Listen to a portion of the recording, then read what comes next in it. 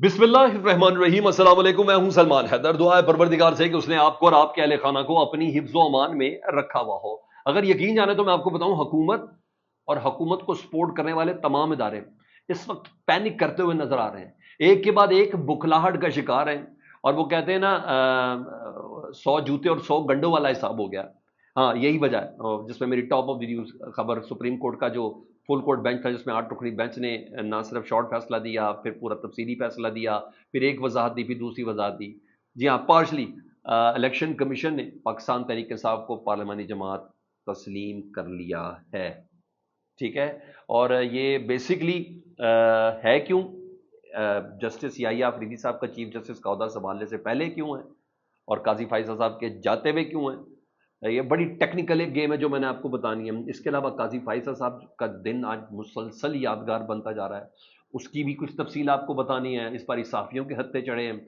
इसके अलावा जनाब अली 27वीं आईनी तरमीम, जी हाँ, उसके हवाले से बहुत हवा बुलंद की जा रही थी। उस पर मौलाना फजल रहमान साहब का एक स्टांस आया, वो है। और एक दो और खबरें बहुत ज़्यादा अहम हैं जो मैंने आपके सामने रखनी है जी। और डिटेल में जाने से पहले रिक्वेस्ट चेक करूँगा कि चैनल देखें तो चैनल सब्सक्राइब कर दें, ताकि मेरा और आपका राब्ता रहे। सबसे पहले मैं आता हूँ प्रैक्टिस एंड प्रोसीजरल एक्ट की जानिब। जो हुकूमत ने बुखलाहट में जो दो काम किए, इलेक्शन कमीशन की बुखलाहट, हुकूमत की बुखलाहट, ताकत तो डेफिनेटली आगे बुखला ही गए होंगे।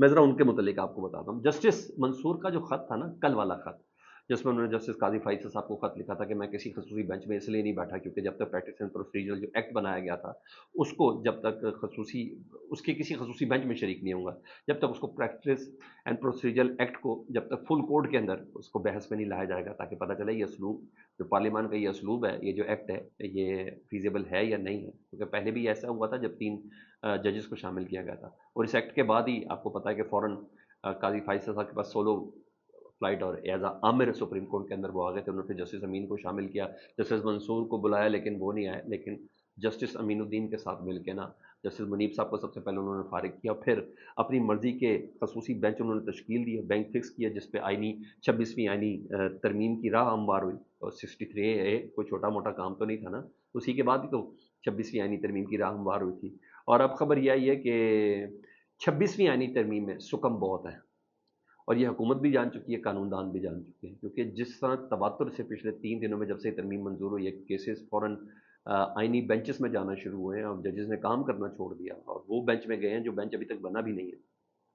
तो ऐसी काफ़ी चीज़ें हैं। वो जल्दबाजी का काम ही ऐसा था, जहाँ महीनों महीनों साल लग जाते तरमीम लाने में, वहाँ इन्होंने महीने के शॉर्ट नोटिस के अंदर, क्योंकि डंडा बड़ा ज़बरदस्त था ना, वो था। तो अब हुकूमत ने supreme court practice and procedure committee में एक्ट में मजीद एक तब्दीली का फैसला कर लिया है। मैंने कहा था बुखलाहट में ये फैसला है, और बुखलाहट गई भी है जी, पैनिक कर गई है जी। कमेटी में अब पहले 3 सीनियर 3 जज थे, अब 3 की बजाय 5 जजेस होंगे। ये हुकूमत ने फैसला किया इस एक्ट में, और इसके लिए सादा अक्सरियत चाहिए। इसमें 2/3 मेजोरिटी तो एक्ट के लिए चाहिए नहीं होती। तो वो सादा अक्सरियत इनके पास है, पीपल्स पार्टी और नून लीग का आपस में मिला के। तो कमेटी में पहले 3 सीनियर 3 जज थे, अब 5 कर दिए गए। मतलब जस्टिस अमीनुद्दीन, जी हाँ, उनको जस्टिस अमीन साहब और जस्टिस जमाल मंदोखेल साहब, जी हाँ, सेम जैन वाले, उनको शामिल करने की राह हमवार कर ली गई है। प्रैक्टिस एंड प्रोसीजर कमेटी जो 3 सीनियर 3 जज है, जो फैसले करते रहे बेंचेस की तश्कील का, खसूसी बेंचेस का और केसेस के रिव्यू वगैरह का, अब वो 3 के बजाय 5 सीनियर 3 जज करेंगे। लगता है मैंने बताया कि हुकूमत बुखला गई है। और ऐसा ना हो कि इनकी प्रैक्टिस एंड प्रोसीजर कमेटी में 17 के 17 जज ही शामिल कर दिए जाए, लेकिन सारे जज ही शामिल कर दिए जाए। बहरतौर ये जब तक फुल कोर्ट में प्रैक्टिस एंड प्रोसीजर एक्ट जेर बहस नहीं आएगा तमाम जजेस के सामने, जस्टिस मंसूर अली शाह साहब की बात के साथ मैं खड़ा हूँ। और हमेशा प्रैक्टिस एंड प्रोसीजर कमेटी के नाम पर एक सवाल उठता रहेगा, और जस्टिस जमाल मंदोखेल साहब इसमें किरदार अदा कर सकते हैं। और देखते हैं क्या आता है। बहरहाल गवर्नमेंट पैनिक करती हुई नजर आ रही है। भाई सुप्रीम कोर्ट ना हो गई छोटे से बच्चे का झुंझुना हो गया, जैसे चाहे मर्जी बजा दें। क्या कर रहे हैं आप? आपने पंजाब पुलिस बना दी है इसको सुप्रीम कोर्ट। तो इसलिए ये ज़रूरी है, क्योंकि जो इज़्ज़तें अभी मिल रही है ना, कुछ 3 साल बाद या अफरीदी साहब को भी मिल सकती है। वो कहते हैं ना, वाज़े खल नकारा खुदा समझे। कल का डिनर देख लें, उसमें क्या हुआ। आज का फुल कोर्ट देख लें, उसमें क्या हुआ। जस्टिस मंसूर साहब के खत में क्या हुआ। ये तमाम चीज़ें हैं। हाँ, उधर 26वीं आईनी तरमीम, जी हाँ, वो मुकम्मल तौर पर यतीम है। سر آپ چیک کر لیں، آپ اندازہ لگا لیں کہ فیصل واڈا کتنا صحیح کہتا تھا کہ ڈگی کے اندر سے لوگ شامل نہیں کیے گئے، اور وہ جو لوگ کہتے تھے ہمیں اٹھایا گیا، گھبرایا گیا، دھونس دیا گیا، بچے اٹھا لیے، میرا بیٹا اٹھا لیا، یا جو کچھ بھی تھا وہ کس حد تک صحیح تھا۔ کل بلاول صاحب ایک انٹرویو میں کہتے ہیں بی بی سی کو کہ مجھے تو پتہ ہی نہیں تھا کہ جسٹس منصور علی شاہ صاحب کو چیف جسٹس نہیں بنایا جائے گا، وہ جو پارلیمانی کمیٹی وہ نہیں بنائے گی، مجھے تو اس بات کا نہیں پتا تھا۔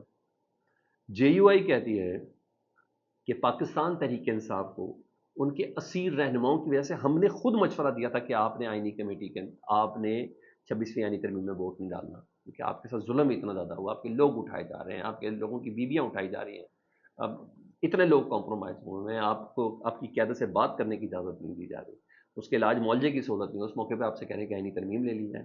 تو ہم نے یہ مشورہ دیا تھا، یہ جے یو آئی خود کہہ رہی ہے، ٹھیک ہے، اور یہ عبدالغفور حیدری صاحب نے کہا تھا، مگر ساتھ ہی وہ یہ بھی کہہ رہے ہیں کہ ہمارے ساتھ دھوکہ ہو گیا، نون لیگ اور پیپلز پارٹی نے ہم سے وعدہ کیا تھا، اس لیے ہم سے مسودہ تیار کروایا تھا کہ کچھ بھی ہو جسٹس منصور علی شاہ صاحب چیف جسٹس آف پاکستان ہوں گے۔ تو مطلب نہ ماں کا پتہ نہ باپ کا پتہ، نہ پیپلز پارٹی کو پتہ تھا، پتہ ہوا بقول ان کی، اگر نہ ہی جمعیت علماء اسلام صاحب کو ہوا، بس آپ اس سے اندازہ لگا لیں، پھر جن کو پتہ تھا پھر انہوں نے کروایا۔ تو اتنے سکم ہے اس 26ویں آئینی ترمیم میں، تو وہ اس کے پاس 27ویں آئینی ترمیم کی آواز ہے، اور یہاں تک تو کہہ دیا جو بیرسٹر عقیل ہیں، ترجمان قانونی امور کے مشیر ہیں وزیر اعظم کے، انہوں نے یہاں تک کہہ دیا کہ ہم نے چھٹیاں تک کینسل کی ہوئی ہیں ایم این ایز کی، ان سب کو کعبہ کعبہ اسلام آباد میں رہے، تو 27ویں آئینی ترمیم کے لیے۔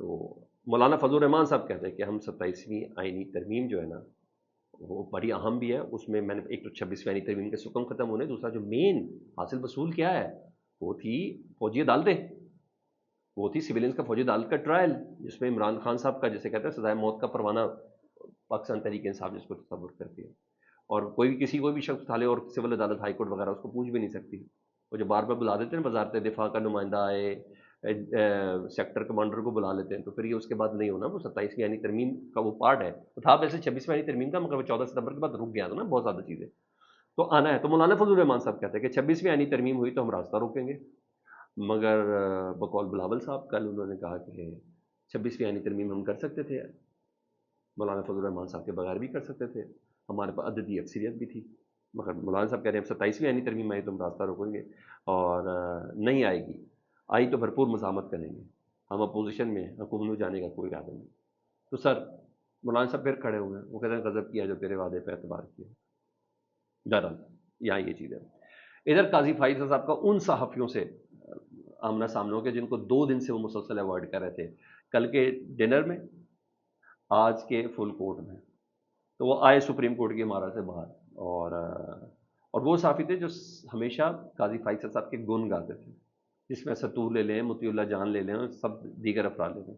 آج انہوں نے صحیح معنوں میں فیئر ویل دی، یعنی وہ صحافی جسے کہتے ہیں عوام کی آواز ہوتا ہے، انہوں نے بھی فیئر ویل دی، اور فیئر ویل دی سوالوں کی شکل میں۔ ایک تو جسٹس منصور علی شاہ صاحب نے بتا دیا کہ وہ کس پائے کے ہیں، قاضی فائز صاحب، اور ویسے ہی آج ان کا آخری دن یادگار ہو گیا، جو میں کہتا تھا یادگار ہونا چاہیے۔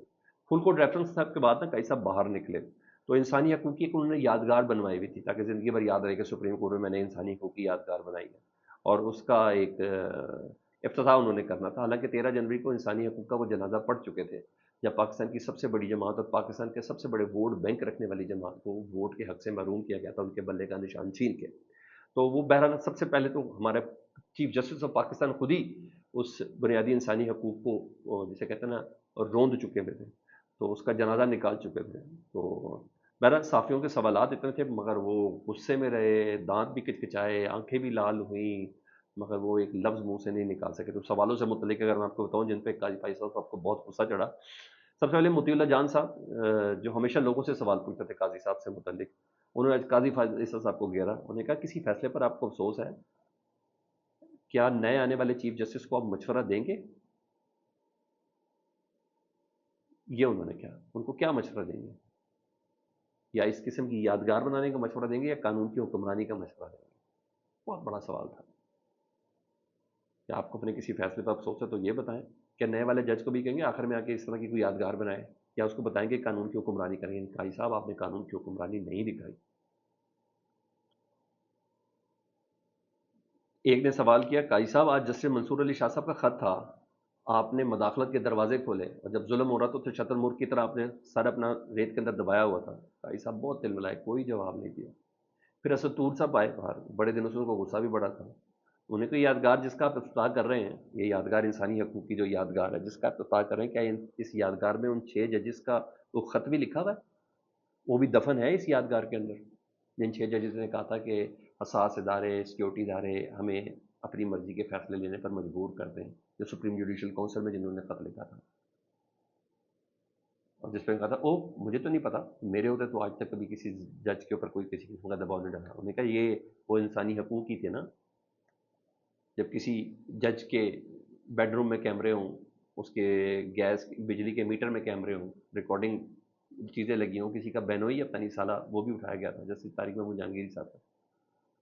انہوں نے کہا کیا وہ خط بھی شامل ہے، یہاں دفن کیا ہوا ہے؟ بہرحال قاضی صاحب بہت غصے کے باوجود خاموش رہے، یہ سب سے بہتر تھا۔ تو اس کو تو آئینی حقوق کا مقبرہ تک کہا گیا، یہاں تک کہا گیا کہ جو آپ یادگار ہے یہ مقبرہ ہے آئینی حقوق کا۔ تو 13 جنوری کو آپ نے بلے کا نشان لیا تھا، آپ میں پھر انہوں نے کہا کہ آپ میں شرم نہیں ہے، کہ آپ تمیز نہیں ہے، بڑوں کو عزت نہیں کرتے، مجھے راستہ دیں، یہ کہہ کے قاضی صاحب یہ جاب ہو جا، یہ چیز ہوئی ایسی۔ رہی بات بشرا بی بی کے اجلاس کے حوالے سے، انہوں نے بتایا پاکستان تحریک انصاف کا جو ویل انفارمڈ سورس ہے نا، وہ کہتا ہے کوئی بشرا بی بی غیر سیاسی خاتون نے کسی قسم کا کوئی اجلاس طلب نہیں کیا۔ فیڈ بیک سے متعلق ضرور آگاہ کریں، اپنا بہت خیال رکھیں۔ اللہم صلی علی محمد و علی محمد۔